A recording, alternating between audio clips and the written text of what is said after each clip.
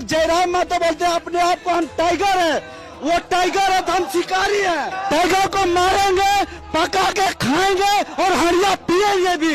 ये खुला चेतावनी है जयराम महतो जी। केंद्रीय प्रवक्ता सुशील कुमार मंडल जी आज रामगढ़ में जयराम महतो के विपक्ष में ये आदिवासी समुदाय के द्वारा एक विरोध मार्च निकाला गया, जिसमें कहा गया कि टाइगर जयराम महतो को उल्टा लटका के मारेंगे, खाएंगे, हड़िया पिएंगे, इस प्रकार का बयान आ रहा है सामने।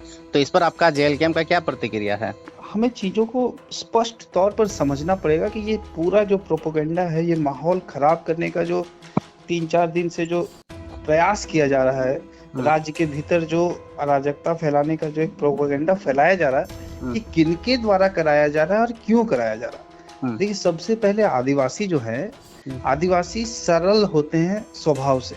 वो लोग बहुत सरल स्वभाव के होते हैं, उन्हें लोग बहुत जल्दी मिसगाइड कर देते हैं और बहुत जल्दी उनको अलग ट्रैक में ले जाते हैं लोग अपने बेनिफिट्स के लिए। अभी फिलहाल अगर देखा जाए तो ये पूरा जो अभी रामगढ़ का जो अभी प्रकरण है, चाहे राज्य के अलग अलग जगहों पर जो जयराम महतो जी का जो लगातार विरोध हो रहा है आदिवासी समाज के द्वारा, तो आदिवासी समाज के जो प्रबुद्ध लोग हैं, जो 15 वर्ष 20 वर्ष से जो आदिवासी समाज चला रहे हैं, मुख्य लोग, वो खुलकर आकर कोई विरोध नहीं किए अभी तक जयराम जी का।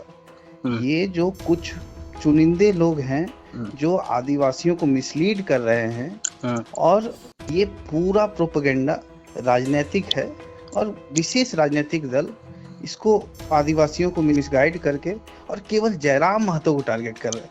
लेकिन सुशील दास, सवाल ये भी उठता है कि पार्टी तो पार्टी है, राजनीति तो राजनीति है, लेकिन आदमी का स्वाभिमान होता है। किसी के ऊपर में पर्सनली एमसी-बीसी और तरह तरह का गाली का प्रयोग करना, पर्सनल अटैक किया जा रहा है कई वक्ताओं के द्वारा, आदिवासी समुदाय के लोगों के द्वारा।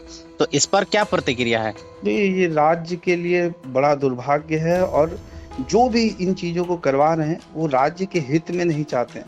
वो चाहते हैं राज्य के भीतर आंतरिक युद्ध हो, वो चाहते हैं कुर्मी और आदिवासी के बीच महायुद्ध जैसा माहौल बन जाए, और वो चाहते हैं झारखंड को मणिपुर बना दिया जाए। पर जेल के कभी झारखंड के भीतर जो आपसी भाईचारा है, आपसी जो सांप्रदायिक सद्भावना है, उस पर किसी भी तरह का ठेस पहुंचे।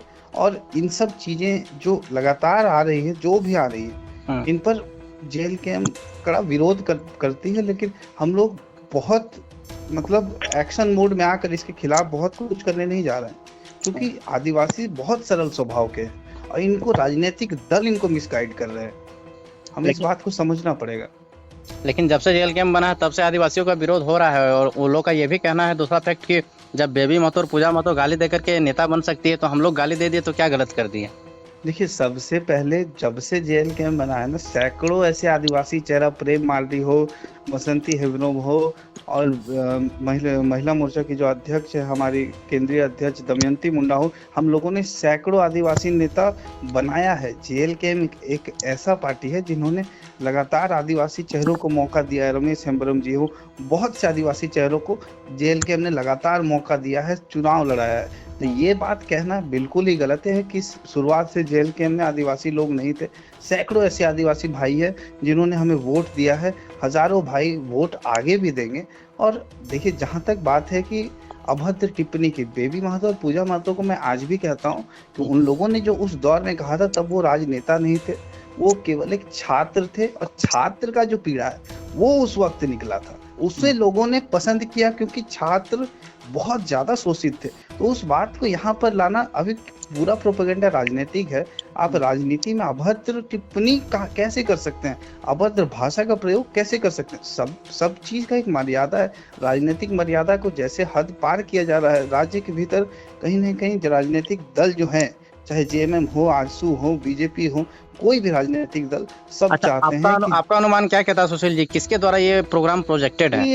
ये लगता है 100% जेएमएम और आजसू। हमें लगता है जयराम महतो के अगेंस्ट में जितने भी राजनीतिक दल है, सब मिलकर एक प्रोपेगेंडा बना रहे हैं कि देखिए, अगर सब मिलकर अगर नहीं ये प्रोपेगेंडा बनाते, तो कुर्मी आंदोलन कुर्मी समाज के द्वारा किया गया, उसे जन समर्थन, केवल समर्थन दिए जयराम महतो जी ने।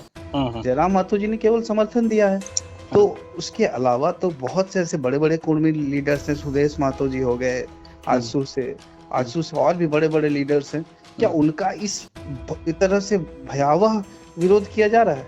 नहीं किया जा रहा है। तो कहीं ना कहीं उनका भी ये प्रोपोगेंडा में मिला जुला लग रहा है कि वो हो जेएमएम हो, जिन्हें लगता है कि देखिए अभी फिलहाल अगर देखा जाए तो हर राजनीतिक दल को लगता है कि उनका जो लगभग 15 वर्ष 20 वर्ष से जो राज कर रहे थे झारखंड में, केवल जयराम महतो ही एक ऐसा नेता है जो उनकी राजगद्दी छीन सकता है। मतलब कुल मिला के ये कहना है कि जो जयराम महतो का बढ़ता कैद देख के परेशान है वो लोग विरोध करवा रहे हैं। निश्चित तौर पर आदिवासी समाज नहीं विरोध कर रही है। आदिवासी समाज के जो मुख्य नेता है वो लोग नहीं विरोध कर रहे हैं। ये पूरा जो है ये पूरी एक राजनीतिक प्रोपोगेंडा है, राजनीतिक रूप से प्रयोजक करके पूरे राज्य के भीतर अराजकता फैलाने का बहुत बड़ी साजिश है। जेल गेम इस साजिश को कभी भी पूरा होने नहीं देगी। जेल गेम राज्य के भीतर जो सांप्रदायिक सद्भावना है, राज्य के भीतर एक एकता है, एक भाईचारा है, जो माझी महतो मंडल मुस्लिम जो भाईचारा जो बना हुआ है सदियों से, जेल के उसे कभी टूटने नहीं देगी। तो सुशील मंडल जी, आदिवासी विरोध वाला मैटर कहीं मणिपुर और नेपाल वाला हल नहीं ना हो जाएगा झारखंड में? कभी नहीं होगा। अगर इतने लोग बाहर आकर के इतने सारे गाली गलौज प्रस्तुत कर रहे हैं, हेट स्पीच दे रहे हैं, तो अराजकता फैलाने वाली बात हो रही है। तो लॉ एंड ऑर्डर है कि नहीं इस राज्य में? बिल्कुल मैं राज्य सरकार से ये मांग करता हूँ कि राज्य के भीतर जो आपसी भाईचारा है उसको कंट्रोल रखने के लिए अपना जो पुलिस बल का प्रयोग करे, और एलकेएम कभी इस राज्य को मणिपुर, कभी इस राज्य को नेपाल जैसा हाल होने नहीं देगी। हम लोग आपसी भाईचारा के ऊपर काम करते हैं। हम लोग झारखंड, एक नया झारखंड बनाने के लिए आए हैं। हम लोग झारखंड में झारखंडियत की पहचान दिलाने के लिए आए। अच्छा आप बताइए ना, कौन सा, लगभग आज 26 वर्ष होने को है झारखंड राज्य बने हुए, कौन सा ऐसा राजनेता है जिसने कहा कि आदिवासी नक्सली क्यों बनते हैं? सदन के भीतर इस बात को किसी ने रखा है आज तक? जयराम महतो जी एकमात्र ऐसे विधायक हैं जिन्होंने सदन के भीतर सामने एक विधायक से बहस करते हुए कहा कि जेल कैंप, सामने एक विधायक को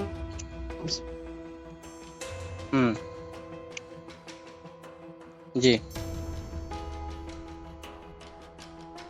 से बहस कर। सुशील जी आवाज कट रही है। हेलो।